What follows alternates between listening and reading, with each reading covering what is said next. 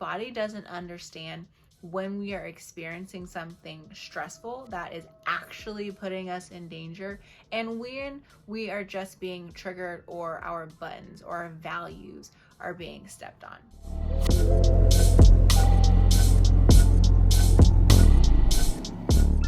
Hey babe, it's Alicia and welcome to Elated and Well. As your wellness coach, we'll be talking about mental health and lifestyle tips. So get cozy, grab your journal, and let's get into the video. Because of the pandemic, a lot of us were working from home or we were just not working at all. And because of that, we didn't have to deal with a lot, actually. We didn't have to deal with, as Black women, those microaggressions that we experience when we're in the workplace. We don't have to worry about someone saying, "Oh, can I touch your hair?" We don't have to code switch. We were being ourselves authentically and unapologetically for about 2 years. And now that the world is really opening up throughout the states, we're starting to see a lot of frustration and anxiety when it comes to Black women and other women of color going back to the office, especially more than their white peers. So we should really be talking about this. And if you're experiencing this anxiety when it comes to going back to the office, just know you're not alone. Let's get into some of the numbers. According to Future Forum, their research indicated that only 3% of Black professionals were excited and accepting of going back into the office full-time. Meanwhile, 21% of white professionals were actually looking forward to returning to work full-time. So that doesn't mean that only Black women are experiencing pain and anxiety when it comes to going back into the workplace. It just says that they're experiencing more when it comes to going back into the workplace. In an article by the Harvard Business Review, there are some really big numbers.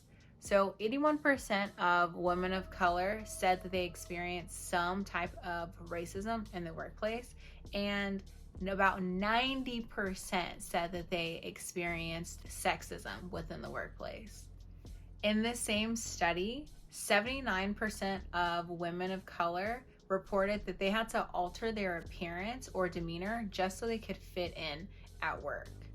So that means that even if everybody in the workplace is wearing jeans or tennis shoes, you're most likely going to see a woman of color, and this might even be you, the woman of color that's in the office that's always looking fly, just because she doesn't want to be targeted for looking too casual.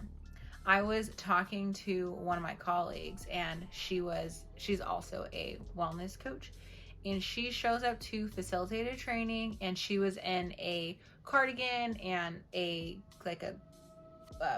dress shirt, and her hair was probably just in a bun. Her edges weren't laid, but that shouldn't be a problem.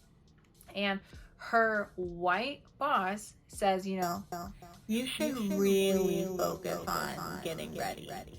Meanwhile, there was another woman that had on a similar attire, a cardigan, a blouse, and had her hair pinned up, and her white boss said, "Oh my gosh, she looks so fabulous today." And when my colleague told me that, I was like, no, I could not deal with that. And that is the experience of so many Black women these days. So if this is you, just know that you're not alone. But what are we going to do about it? Because returning to the office is inevitable, and we have to make sure that we are taking care of ourselves so we can show up most authentically and truly enjoy what we do. Here are some ways that we can actively manage our stress when we have to go back into the office. The first step, charge your battery before you pour into anyone or anything else. So that means maybe you have to wake up a little bit earlier to sit down and enjoy your breakfast. maybe you take a little bit more time to enjoy and sit with your morning coffee. You do a little bit of a longer skincare or self-care routine just so you feel good, and you're not going to be pouring from an empty cup. It's so much easier to give from the overflow than to give from absence or emptiness. So when we do go back to the office and people are being people and we are experiencing microaggressions, we're tired because we have to code switch, we feel uncomfortable in these spaces because there's no one that looks like us or resonates with us, at least we're coming from a place of abundance and we're not already being depleted. The next thing we can do is practice EFT, and that stands for Emotional Freedom Technique. And there will be a link about what EFT is in the description. We've also heard EFT as tapping, and we have pressure points throughout the body that we can tap on, and there are a lot of studies that support the practice of tapping. Just so you understand, the most recent science says that we are in an unconscious state about 90 to 95% of the time. The unfortunate part about that is our body doesn't understand when we are experiencing something stressful that is actually putting us in danger, and when we are just being triggered or our buttons or our values are being stepped on. So when we practice EFT or tapping, it allows us to become more conscious in the present moment, and it actively helps us minimize our stress and anxiety. The third thing that we can do is take cold showers. Now, hear me out.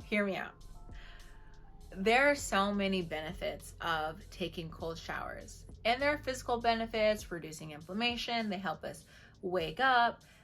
But when it comes to anxiety and stress, when we take cold showers, our body promotes endorphins, and these endorphins really help us with our mood stabilization and energy production. And science suggests that taking 2 cold showers for at least 20 seconds a week is sufficient. You can take up to 2 minutes and still see benefits, but anything after 2 minutes is probably just torture. So give it a try.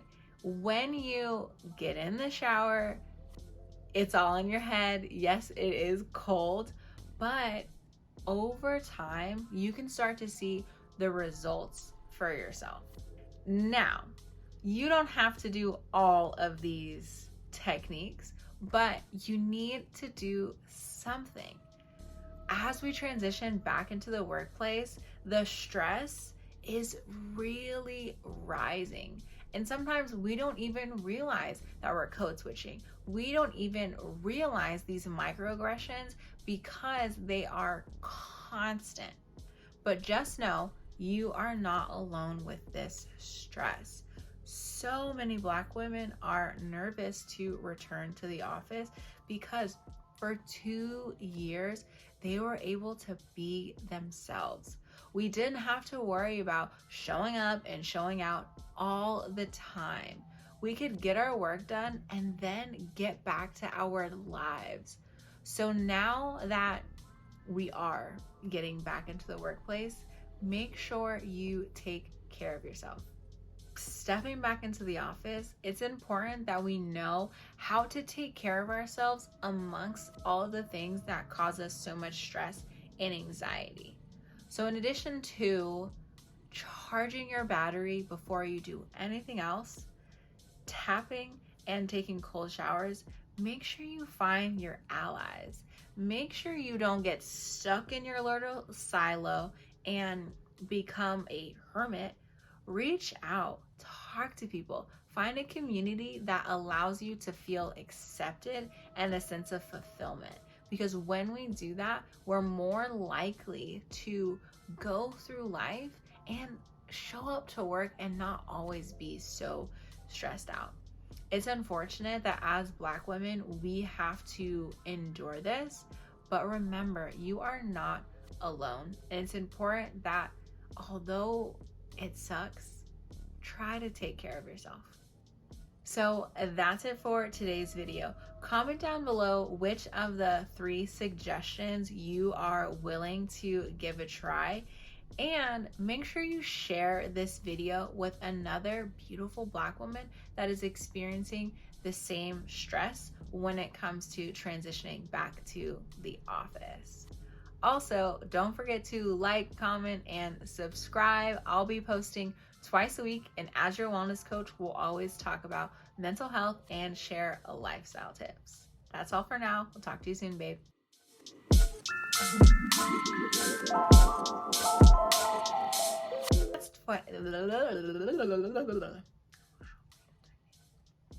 Just so you understand, most recent